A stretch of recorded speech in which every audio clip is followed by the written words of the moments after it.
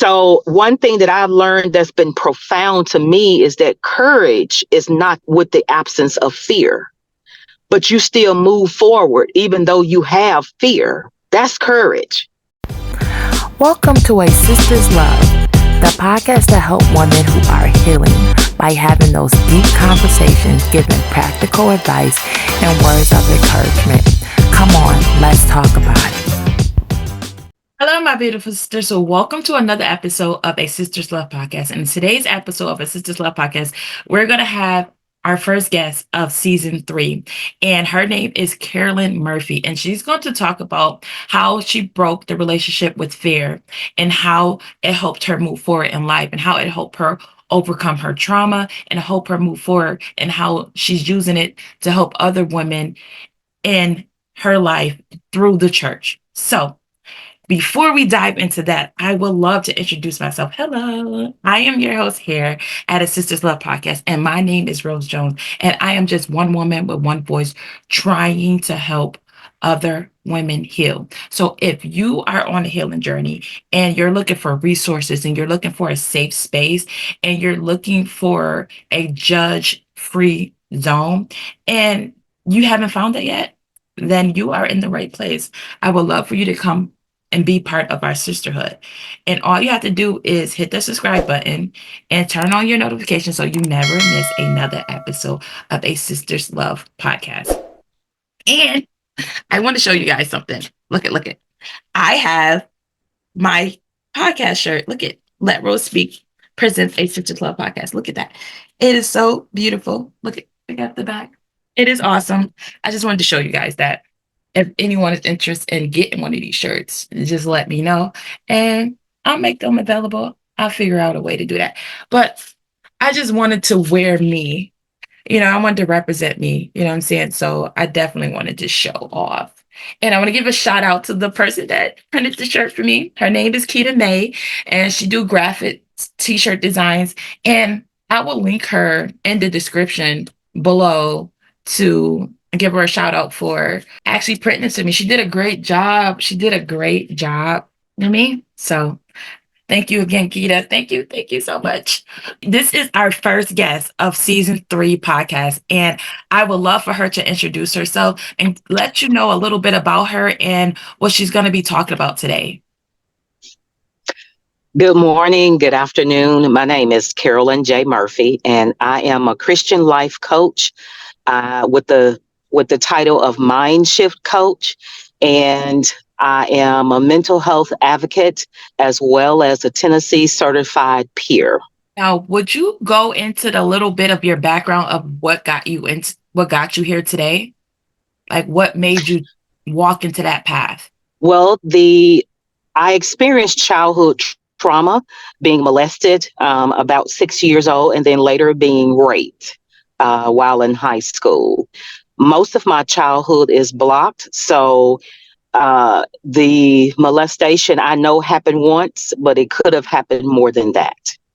So you're still in the process of like rediscovering those emotions, right? That try to remind your body and spirit to align with what actually happened with you. So you're still working through that right there. Or is it just like a full block? It's a full block. It's a full block, but I know I am healed. I am delivered. Whether or not God would allow me to remember, I don't know. But I have experienced therapy and counseling down through the years.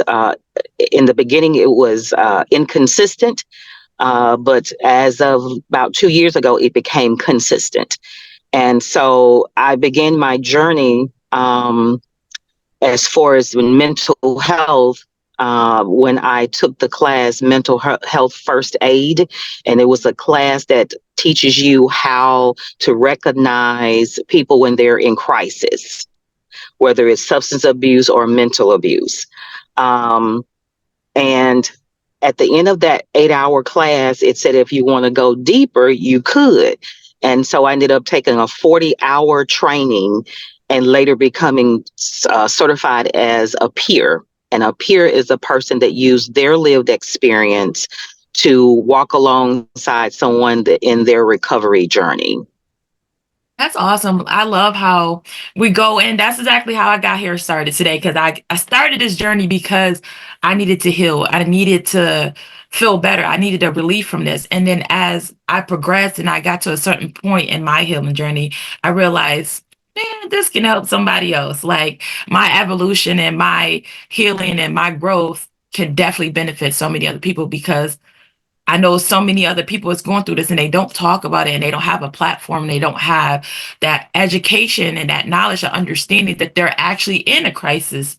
You know, a lot of people walk around not understanding that they're in a freaking crisis or they're in trauma, and they don't actually know how Mm-hmm. to identify it. Because my biggest issue when I talk to people is when they come across that I'm no longer in that situation, so I should be fine.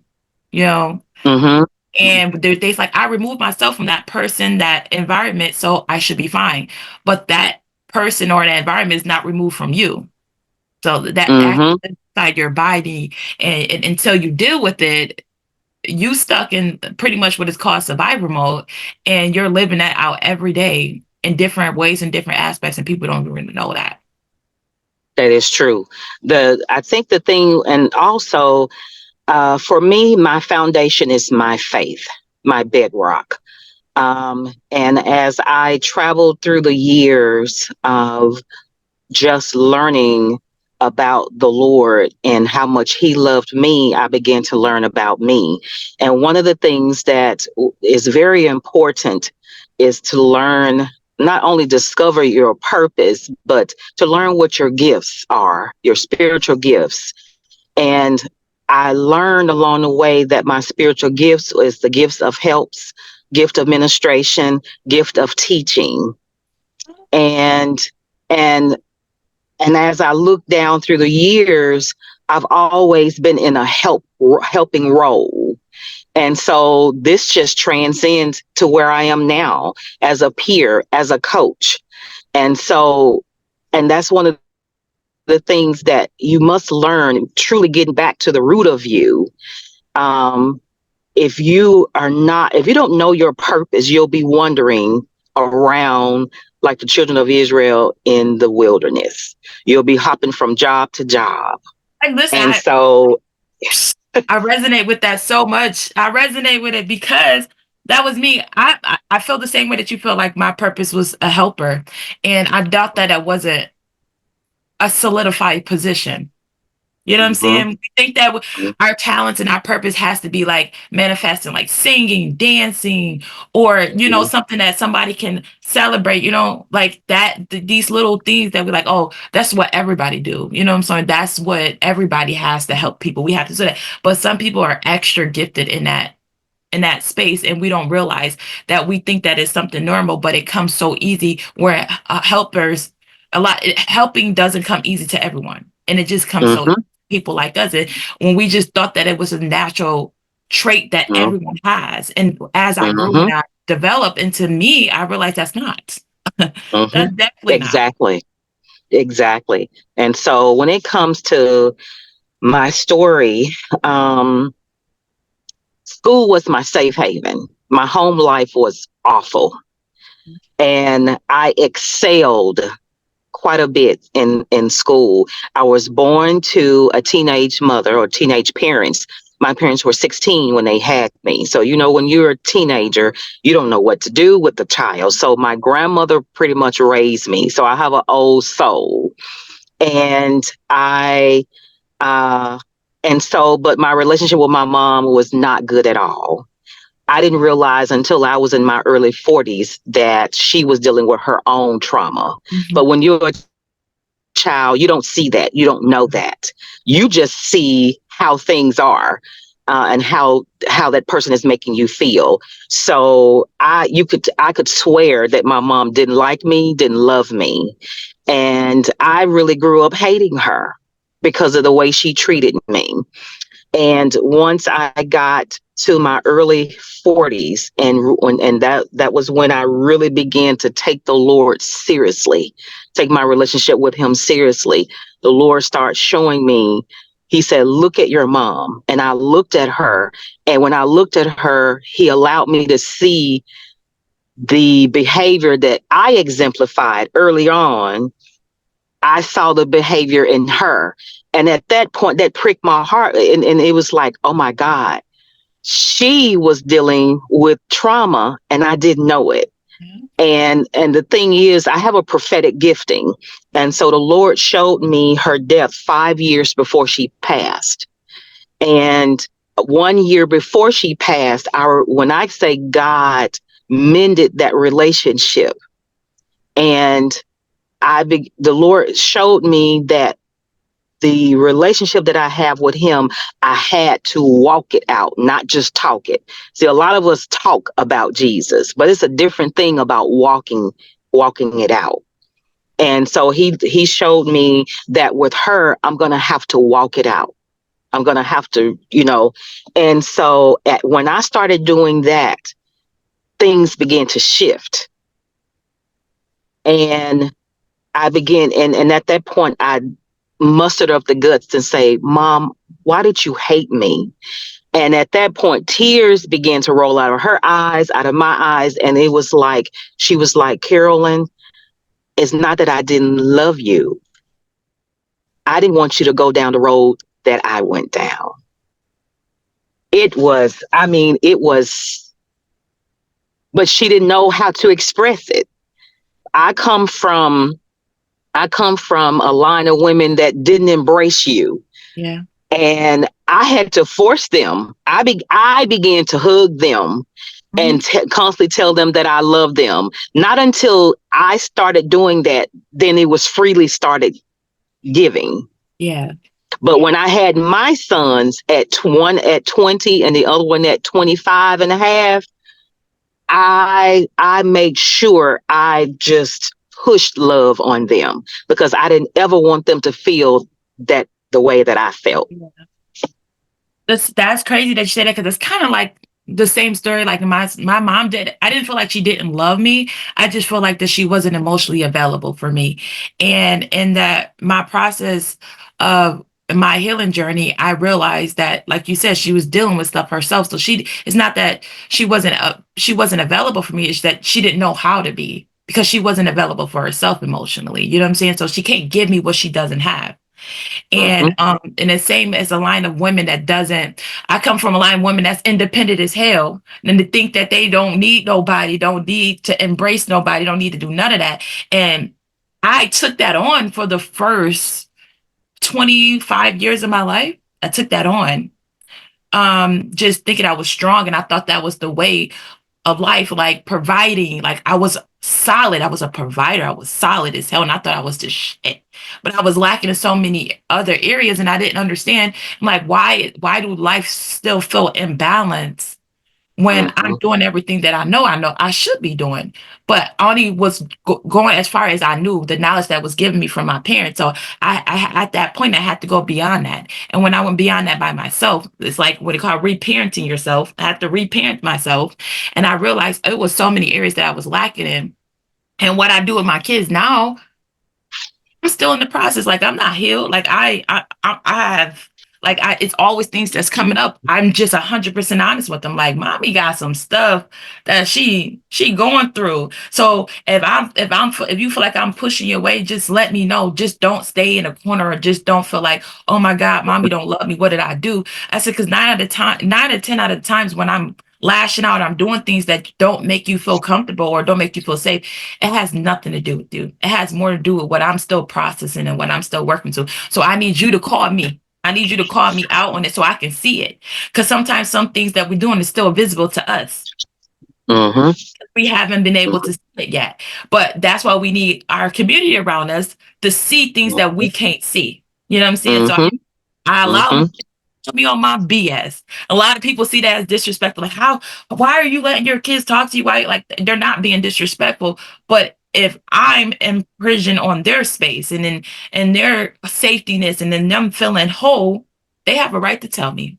And I want them to get used to telling me that, because when they go into adult relationships, they need to tell people you are with me. You know what I'm saying? And I don't like it. And it's making me feel all kind of funny inside. And we need to talk about this because this cannot continue on. I don't know exactly what it is that you're doing, but I don't like it. And it don't sit well with me. You know what I'm saying? And that give them an opportunity to explore and walk through the process of what's going on, you know what I'm saying, with them, you know what I'm saying? Because if we don't allow our kids that space, we going that generation, we going that trauma is going to recycle for another generation.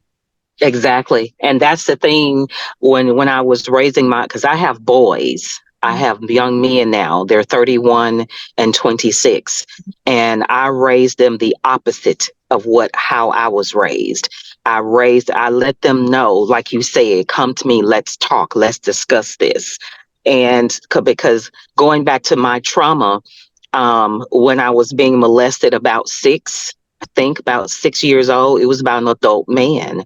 And I remember him whispering to me saying, don't tell your mom. If you do, I'm going to kill her. That silenced me.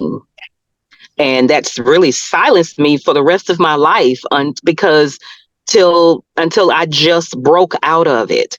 And that's why my signature talk is I broke up with fear. Or breaking up with fear, because the Lord started showing me that fear is the shackles around your ankles and your hands, also your wrists. But then we withdraw into our comfort zone. Well, the Lord starts showing me that it's a cute word, but your comfort zone is your prison. Amen. Amen to that. So you'll never experience greatness sitting in your comfort zone. Mm-hmm. When you're and then when you experience trauma, you don't have any foundation. Your foundation, if you have it, is shaky. It's soft or it's cracked. And that's why the name of my business is called Firm Foundations, because I want to help women that are 50 and older that have experienced childhood trauma, but they are in a healthy emotional state because they have experienced therapy and counseling, but they want to transcend fear. They feel stuck, so they want to move past stagnation. They want to discover their purpose, and they want to prioritize their mental health or their self-care. Yeah. Because when you are an empty cup, we're always pouring from an empty cup because we don't realize that the giving that we give is supposed to come from a full or overflowing cup. And the only way we're going to be able to get to an overflowing cup is that we got to go somewhere to replenish ourselves. But we don't know that. Like you said earlier, when you're living in a survival mode, you just going, you just hustling from day to day. You're not thinking about what tomorrow's going to bring because today is just too much. Yep, exactly. You're just trying to get to the next feeling, to the next moment. You don't project further than beyond what it is today. You get to project beyond today, but it's not forward looking. If you're looking for it in a place of anxiety, and if you're looking backwards, you're in a place of depression. So you're not moving in the pace of positivity. You know what I'm saying? And a race of moving actually in a good way. You know what I'm saying? So I just want people to understand that, like, yeah, if you're always seeing your statement at a high intense stress moment, and when you do try to plan your future, it's always feel like anxiety, like, oh my God, I have anxiety about my future. 9 out of 10, you're in survival mode. Like, it's okay to be nervous about your future, because we don't the unknown is always nervous, we're going to have that fear, but not crippling fear. Yes. Fear is like people always this aspect of fear as it's a negative thing. And I'm like, I hate when people talk about anger, fear, and all this in a negative aspect when they're not. They're not.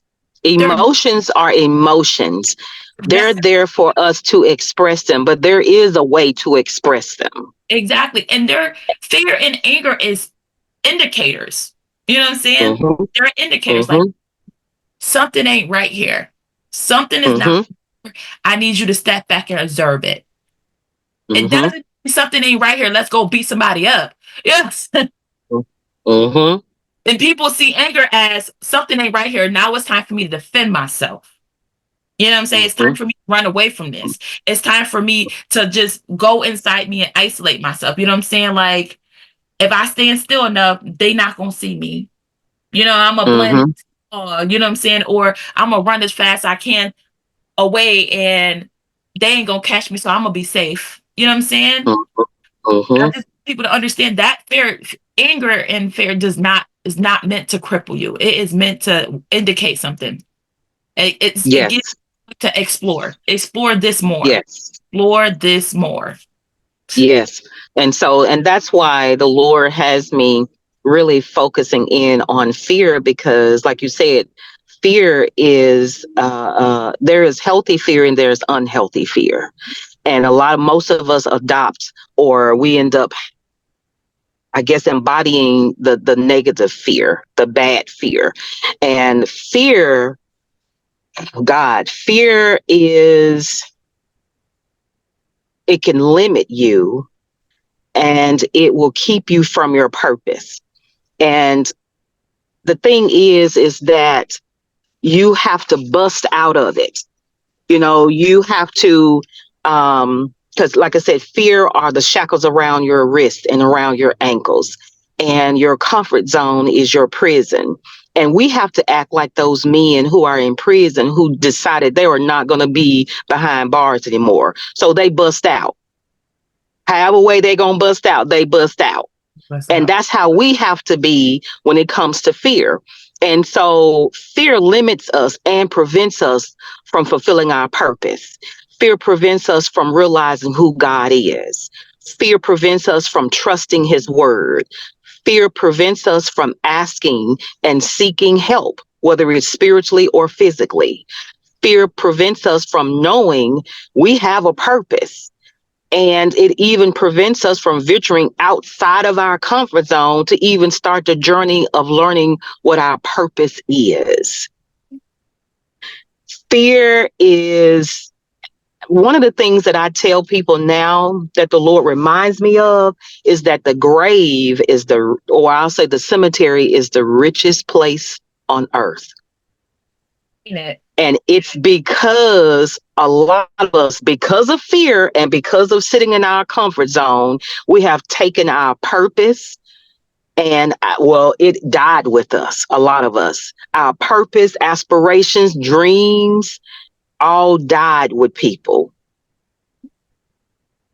And that's bad. That is so bad, because like I said, you wandering around, you don't know your purpose. So you're wandering around almost a dead person. Mm-hmm. You just waving. Mm-hmm.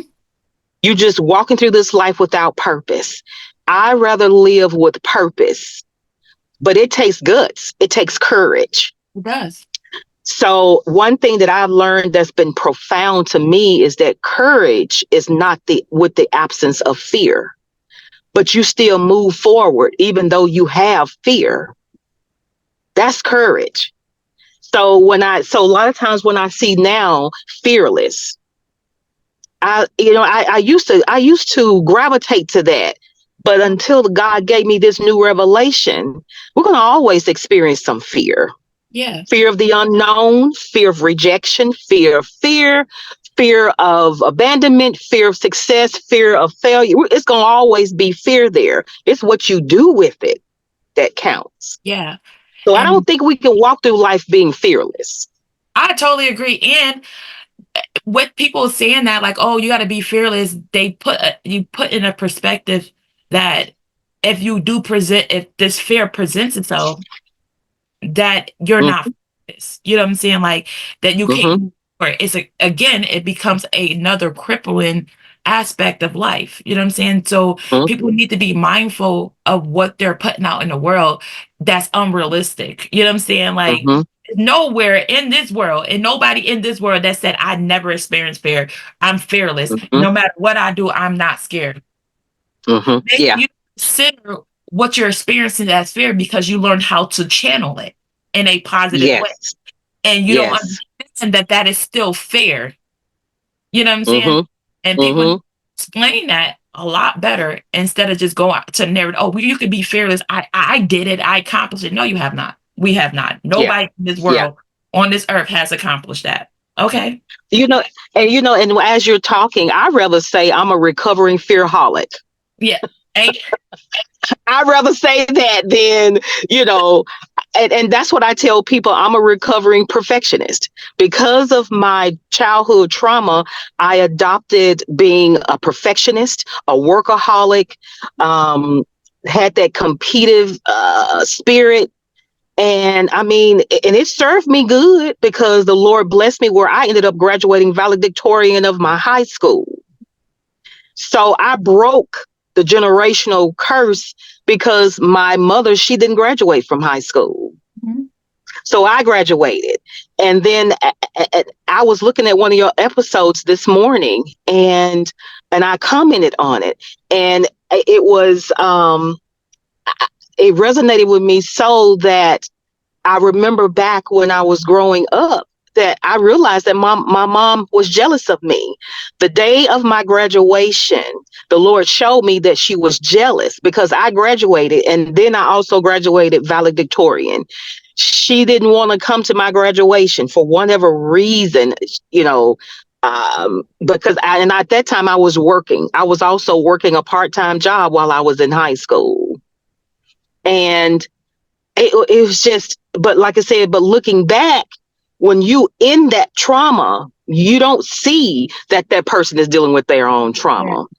So because of the episode that I watched today, your episode, it was like, we need to forgive our parents. We need to just stop and own the fact that, okay, our childhood was not picture perfect.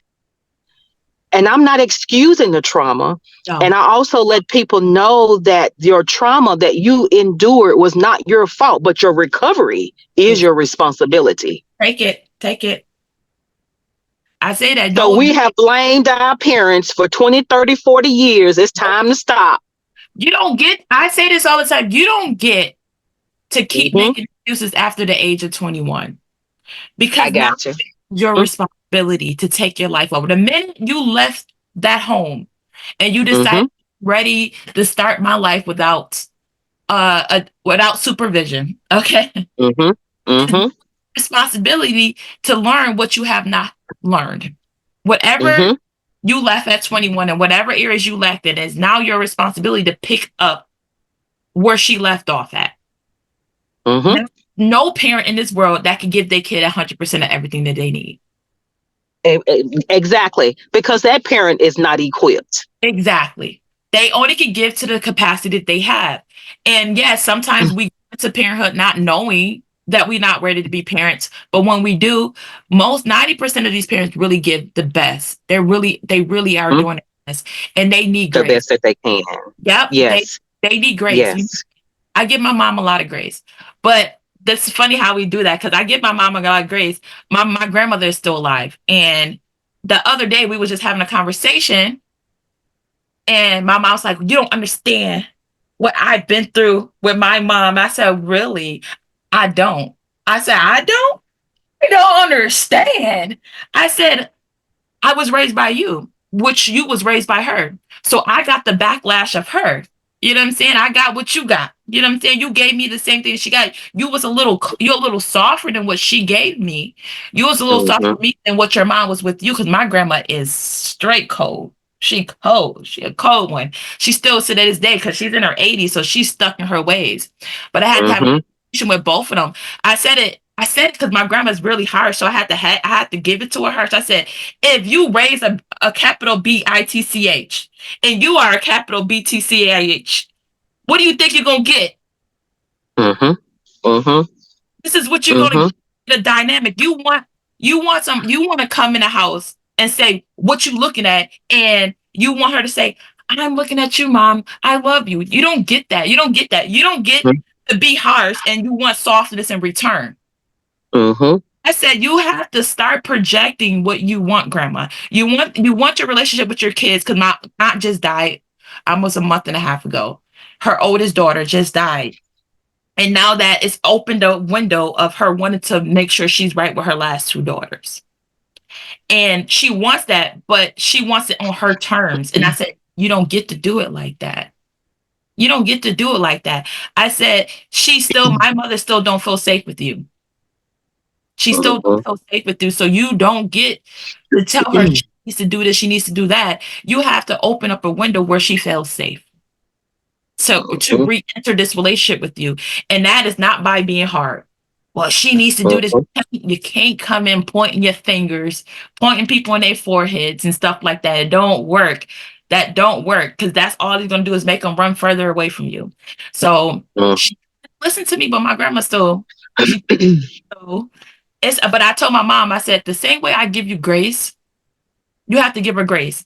I said, that might actually open up a window for her. You know what I'm saying? That might give her a space to feel love too. You know what I'm saying? I said, the same way I give you grace, I know that you're not intentionally treating me the way you're doing. You're not intentionally ignoring me. You're not intentionally doing the things that you're doing because you just don't know how to do it yet.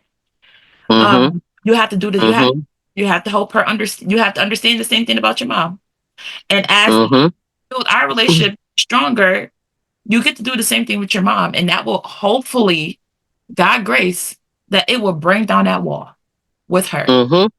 Yes. Hope that we'll bring the wall down before she leaves this earth. But yes, we don't understand that our parents, especially the older they get, the harder it is. Yes. Yes. And that's the thing, we build up walls. We don't realize when we're young, we're building walls. And by the time we become adults and then we become self-aware, our walls are so tall and so thick. It takes God to start chipping away at that stuff. And we have to do the work. And that's the thing with me. With my business, I'm a Tennessee certified peer. So the peer side of my business is education and advocacy. God has sent me to the Black community, more specific, the Black church, and even more specific, the ministerial staff, because the church has a huge influence on our community. And as long as the church has a negative frame of mind towards mental health, those pastors are going to continue to ignore mental health, or when they speak about it, it's going to be spoke about in a negative way. Amen. And so I am joining with others who are trying to infiltrate the church. And I'm here to let them know that mental health professionals are not meant to replace God. Never. I would never say that. Coexist. That's what I'm here for. Yeah, to coexist. Because it's a resource. I had the same issue with the church. I asked to go into my mom's church to speak to the people, and he was like, "Oh no, I don't want that message in my church." And I was like, "What? I don't understand."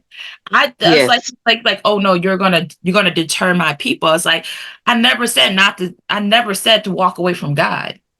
And first of all, they're not your people. Is it? Exactly. You understand what I'm saying? And see, that's why I say it's gonna be some church folk that's not gonna like me, but I'm here to deliver. I got to do what God tells me to do, because the body of Christ belongs to God. And my thing is, and then when I meet a pastor, God forbid I meet a pastor that tells me what he told you, I'm going to let him know, first of all, these are not your people. Second of all, this is a resource. Third of all, you got people sitting in your pews contemplating suicide. So you're not if you think you're dealing with the spiritual side. So my thing is, if you are going through trauma, whatever trauma you've been through, and you ain't dealt with, and I know better English, and you ain't dealt with that trauma, 9 times out of 10, you sitting up in church, you're not even taking seriously what the word says. You can't even really hear or see. So you're just sitting there holding up a pew. Just waiting for your moment. And so, exactly. And so, but God was graciously enough with me that once I started, because I was playing hopscotch with God. I jump in and jump out. When the fire, you understand what I'm saying? And when the fire got too hot, I jump back out. Because the thing is that the word is meant to perform spiritual surgery on our hearts. And the thing is, we don't want to relive stuff. And I can understand that. Yeah, I can deal with you bopping me upside my head than for me to have to deal with emotional pain. I'm just gonna be real with you. But if you want to move past this mountain, you got to go through it. Mm-hmm. You got to do the work. I say to my sisters and brothers in Christ, find you a therapist or a counselor. It's nothing wrong with dealing with your mental health. Okay. There's a difference between your mental health and your mental wellness. We all have mental health, but we don't all have mental wellness. Amen. Mental wellness is resilience, bouncing back. You in a healthy state of mind. Mm-hmm. You're not bleeding all over everybody that you meet. And that's what I want to tell the pastors. You are still human. If God was to strip away all the titles before your name and after your name, you still human. Mm-hmm. Therefore, you still experience anxiety, depression, and whatever else you're dealing with that a lot of us don't even see. So my biggest thing is to continue to increase increase the awareness of mental health, increase it even more in the church. Let people know that it's okay not to be okay. We're not superhumans, nor are we super Christians. You still experience the things that you've been experiencing while you sit in those pews. You hop up and you screaming and you crying and you praising the Lord for about an hour and a half. But then when you walk back out of the church, you still got to face those ugly things that you had to face before you went into the church. Exactly. And I don't think that some people in the church don't understand it because it's like, oh, I'll just pray about it. I'll just pray about it. Yeah. Like, don't the Bible say words without work ain't nothing? You have to do the work. You have to do the work. It's just not. You have to do the work. And it's another scripture. It's another scripture that says I wish above all things that we prosper and be in good health. Exactly. He wants us to be in good health as well as our souls prospering. We got to do the work. You got to do the work. You got to do the work. The words of a lot you can't pray it away. You can't. Talk is like talk. Oh, God got me. He do. I'm not saying he don't, but he said, I got you in this process to make sure you make it through the process. You know what I'm saying? Exactly. Give you that strength to make it through. Don't think that when it get too heavy that you're going to collapse. No, I got you. I'm going to make sure. Exactly. You don't collapse. That's what he mean by I got you. Not like just waiting for me to just clean it all up for you. That would never happen. You're not going to just magically get it and it's going to just all disappear and you're just going to be healthy the next day. Like, it don't work like that. And that's what people just think prayer is. Like, I'll pray and he'll erase everything and then I'll come a brand new reborn. No, that's not how it works. No, because the things that we go through, the things that God allow us to come through is we experience things for the sake of others. Yes. So once you become self-aware, you're doing the work. And then at the same time, you're cultivating your relationship with the Lord. Mm-hmm. He's going to turn around and continue to polish you off. And because the thing is an ugly way of saying it, but God guts us like a fish. Yeah. He guts us so he can take out the stuff that's not, that we can no longer use. We used it until we got to a certain point. But actually that stuff, a lot of the coping skills, which were negative, it turns on us. The smoking, the drinking, the overeating, it turns on us. So the things that we've gone through is doing what we're doing now. We look back now, we got a whole fresh new view of the things that we've gone through. I won't lie, I was mad at God for a long time because I knew that God could have saved me, could have stopped all the stuff that was going through. That's why the name of my book is God, Why Did You Save Me? When I was a little girl, I went through so much trauma. My prayer was, Lord, let me just die in my sleep. I can't handle this. By the time I was 8 years old, because it was 6 of us, by the time I was 8 years old, well, when I was 8, I lost 2 siblings in a house fire. Wow. And if it wasn't for my middle sister waking me up and saying the house is on fire, I would have perished in that fire along with the other 2.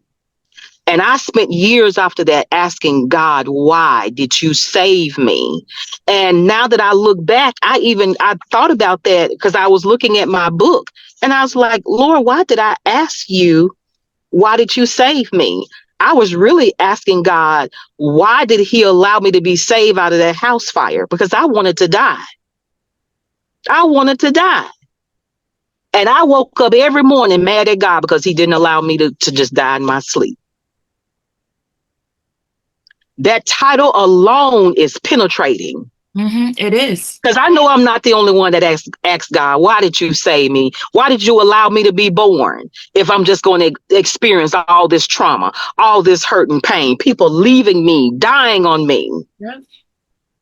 These are valid questions that we can ask God because God is God.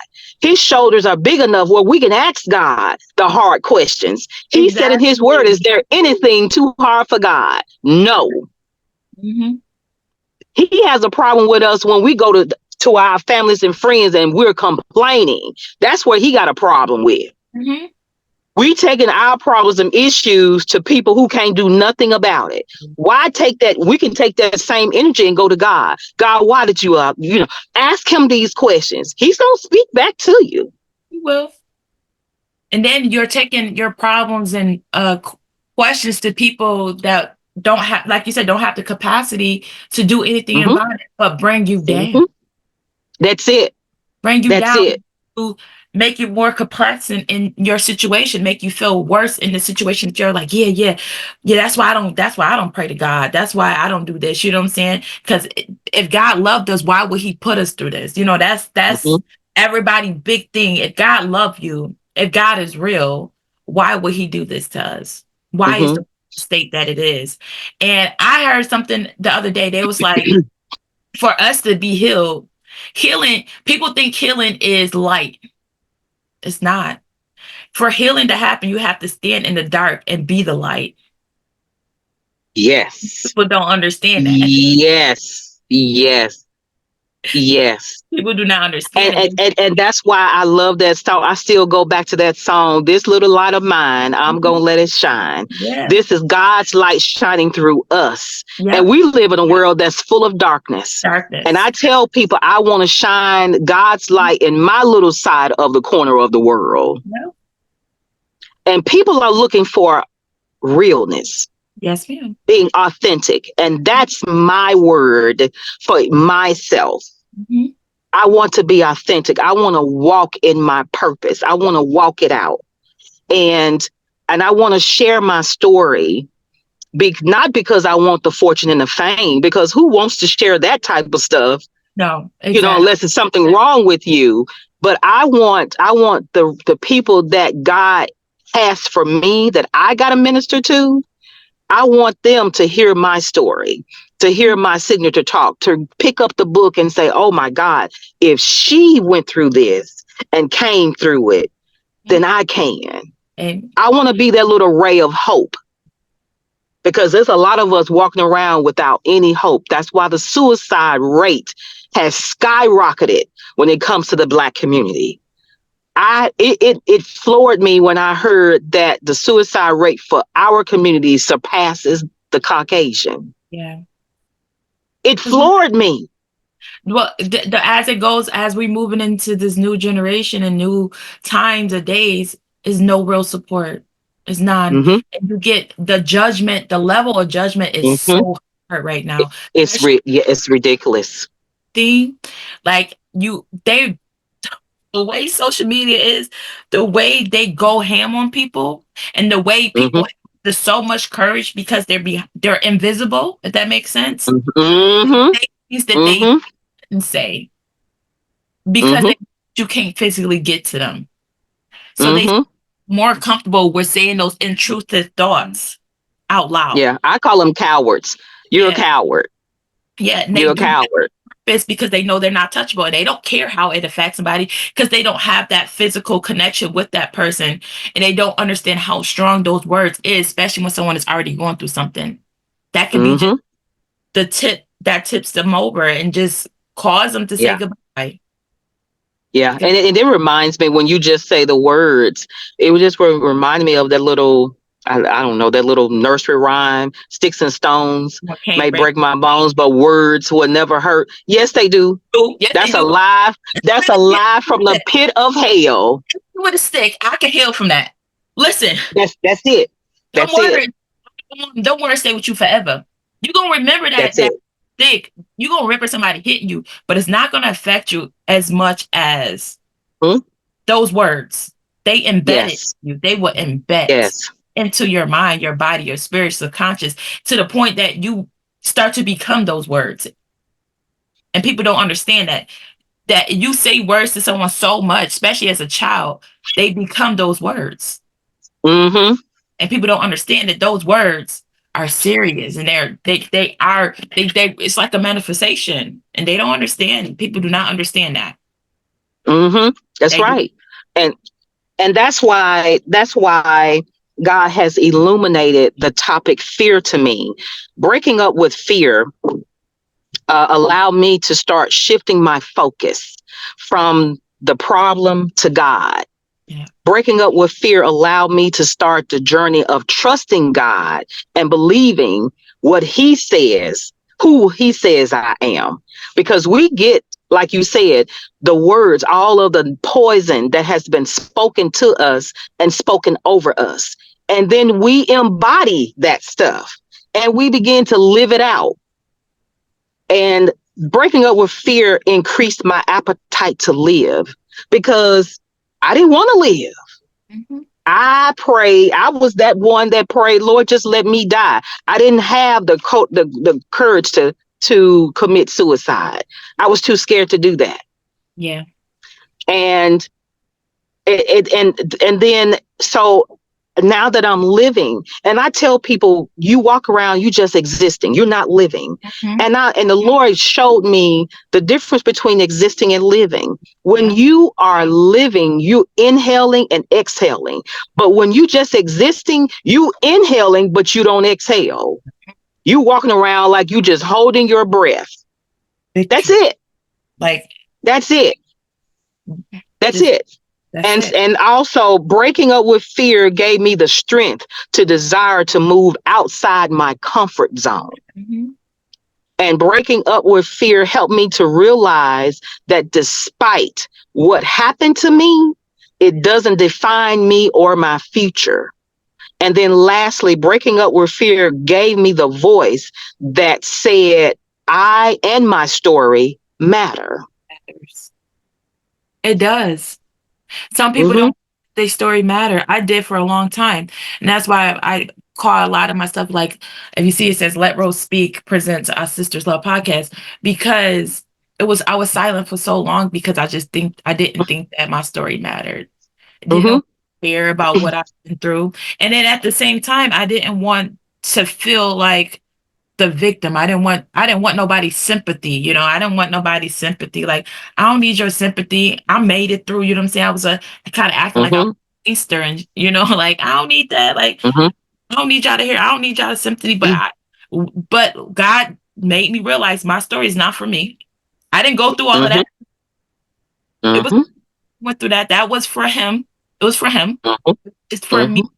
Show my testimony at the end. How God brought me through what I need to get through. Like, we don't understand that everything we go through is a purpose. It's a purpose. We might not see the purpose while we're going through it. Yeah. It might seem like it might not. It might seem like it's I told my friend this way. I said, you have to stop confusing what God sent for you and what the devil sent for you. the devil is never going to send anything to you.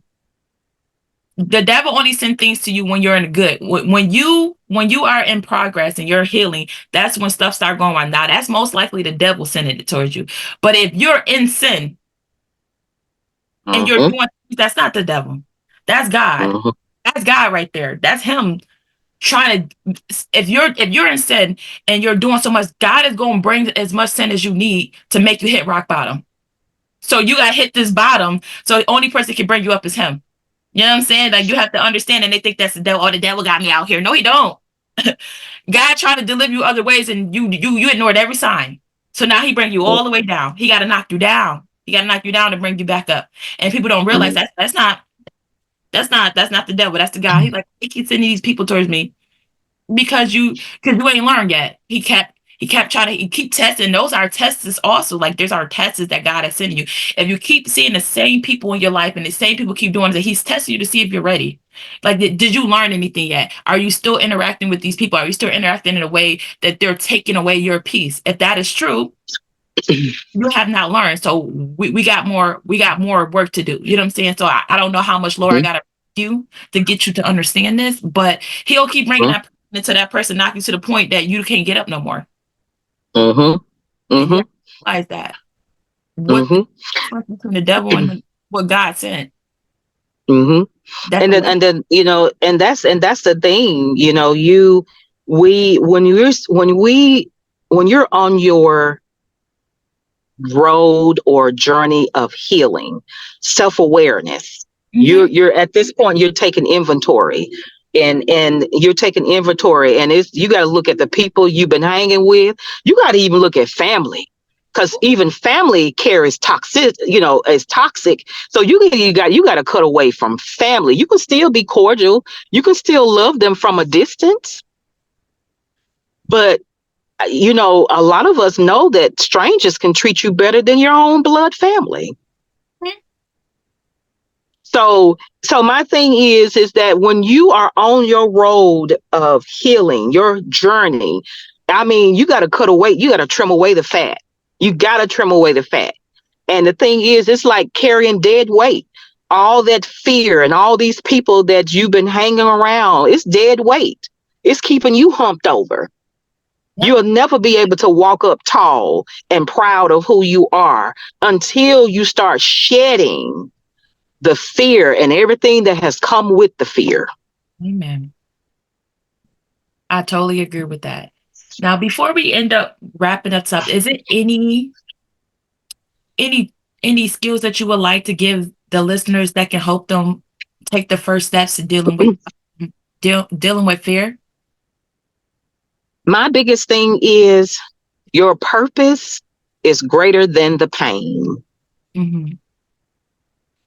Once we realize that you have a purpose and your purpose is greater than all the pain that you have endured, that you are enduring, and it's time to start reaching out and saying, hey, I need some help.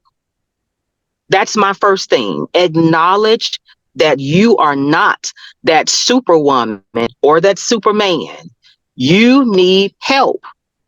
So once you start acknowledging the fact that I need help, start searching for a therapist or a counselor. Or do you have someone in your life that you trust? Because you can't tell everybody everything. So one of my main thing is, you know, talk to somebody, but not anybody. Not anybody, exactly. Because people will throw that stuff in your face. And if for my people, for our community, if you want a Black therapist or a counselor, Google, say Black therapist and put your zip code. And if you've had a bad experience with one therapist, don't stop there. A therapist is just like finding a therapist is like putting on shoes. You got to break it in. You got to find what your size is. So you got to find a therapist that's compatible with you. Or if you are a woman of God, find you a therapist that's a Christian also. Exactly. That lives similar experiences so they can relate more. I don't like therapists. Exactly. When I was looking for my therapist, I was like, I want someone that actually experienced life from my perspective, not a book perspective, because they were just speaking from logic, not from experience. So they won't understand downs. Like, I don't understand Yes. why you're going through this, because the book said that you should be able to do this and this and this and recover. But somebody that actually this will know, like, yeah, that's not easier said than done. Exactly. And so I tell, it's just like for me, when I was searching out my therapist, I'm 51. And when I was searching out my therapist, I was like, 48, 49. I said, well, I specify, because you can specify. I want a woman therapist that's a Christian and has truly experienced life. I want her to be at least 45, 50 years old. You can be that specific. Yeah. So you don't have to just settle with the first therapist. Yeah, whoever's available at the time. But Now, I mean, then that you have to be patient with that process too. Don't give up. Exactly. It is a process. And I tell people now, find your therapist now before you need one. Well, we all need one. Like, even if people are like, oh, I never experienced trauma, everybody is some form in some way. Everybody experienced trauma. It might not be as intense as other people trauma, but life itself is traumatic. Life itself, it really is. And we all transitioning into different stages of our life, and we always need that guidance, and we need a mutual party, a mutual party that don't have any bias towards us. They're just really there to help and guide us in the right direction. And when I say find a therapist before you need one, the thing is, I mean, before you have a crisis. Oh yeah. So while right now, while you're in a calm state, more calm than normal, find you a therapist, because it's like you said, it's a process. But when you're going through your crisis, that's the last thing you think about, is to find a therapist, if you even think about it.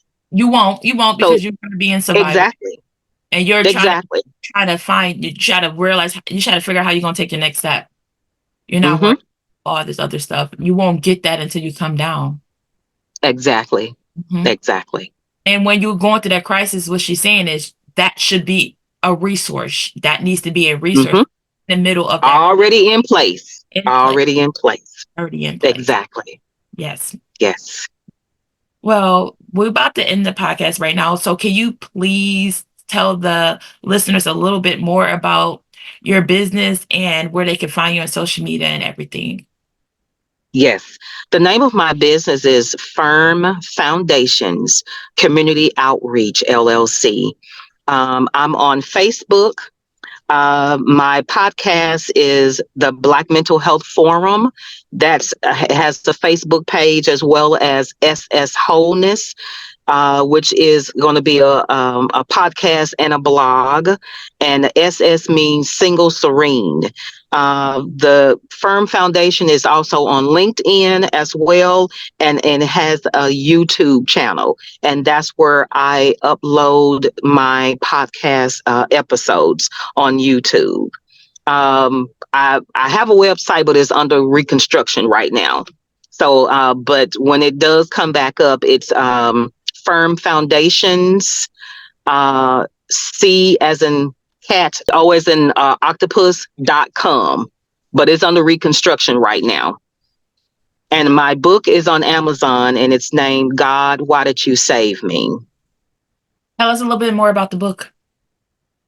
The book is a snapshot. It's a very small book, 7 chapters, and it has a small journal in the back. Because the things that I wrote in that book, is going to stir up your emotions, and it is not written to stir up your emotions, but it is to give the realness of my story. And I wanted it to be relatable, and I wanted people to know that because I came through the trauma and came out on the other side, you can do it too. So that's the starting point. If you purchase the book and you read it and you begin to notate in the back your emotions, that's the start of your journey right there. If you haven't, because it forces you to face your emotions. Amen. Well, thank you again for coming on the podcast and giving us so much insight and so much great information today. I truly, truly appreciate it. Thank you for having me. Mm-hmm. Well, that's it for today's episode of the Sisters Love Podcast. But before you leave, I would like to invite you to our exclusive support group. Inside this group, you'll get access to resources. You'll get access to some of those experts that's on the podcast, and you'll maybe get to ask them some questions. And you'll get a safe space, a judge-free space. And you'll also get access to a space where people understand you and resonate with you. So if you are on a healing journey and you need a safe space, you need resources and you need guidance, I would love for you to be part of this group. This group is free.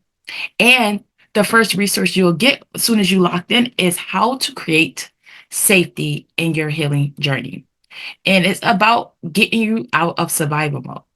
And all you have to do to get access to that resource is click the link below in the show notes and put in your emails, and you'll get instant access to the group where you have unlimited resources, affirmations, that guide of how to create safety in your healing journey.